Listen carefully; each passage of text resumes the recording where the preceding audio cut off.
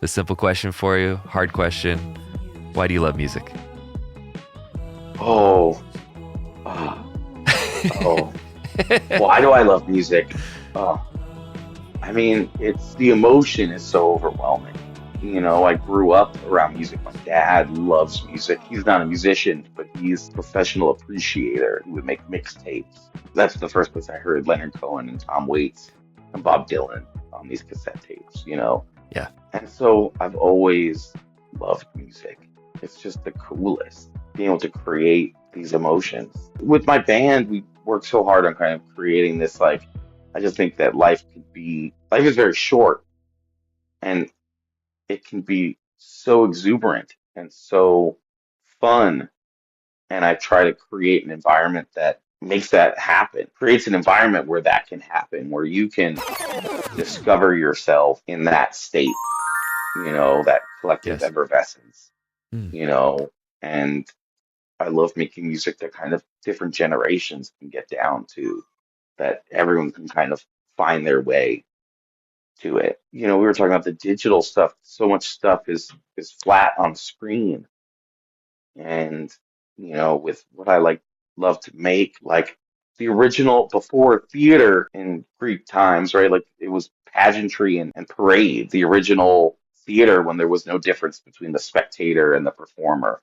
Yeah. And it's just the showing off of these wild, beautiful things and marching through the streets, like enjoying that kind of experiencing things.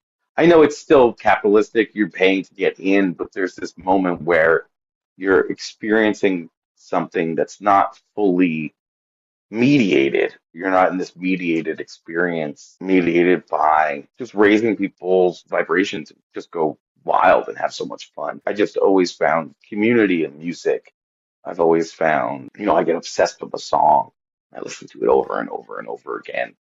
And I just think when somebody says something, to quote, Dylan Warnick, I was talking about him before, wrote a line in a song that God made rugs just so he can pull them out from under us. And it's like, I love great lyrics. And when somebody says something that strikes to the heart of living, I just feel like it doesn't get better than that. Well said. I don't know if I answered the question right. No, you did. There's no answer to that question. So, it's entirely personal. And also, I don't know, goes back to the Randy Newman thing too of, don't be lazy with your lyrics. Really say something, paint the picture.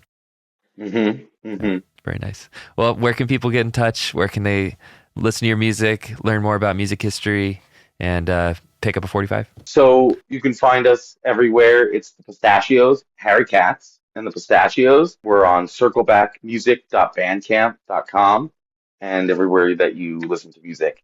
And then I do most of my posting about music history on our Instagram at Harry Katz and the Pistachios. And you can send me a DM there and I'll send you a link to whatever you need. Awesome. Well, thank you so much for taking the time. Super fun conversation. Oh, this has been great. I wish it could go on for longer. I know, exactly. This felt like one of those episodes we could have turned into a 3-hour one, but yeah, haven't gotten to that deep end of podcast yet. Yeah, we'll bring me back another time when you do the 3-hour version. Yeah, exactly. Well, until then, thank you so much, Gary. Okay. Thank you.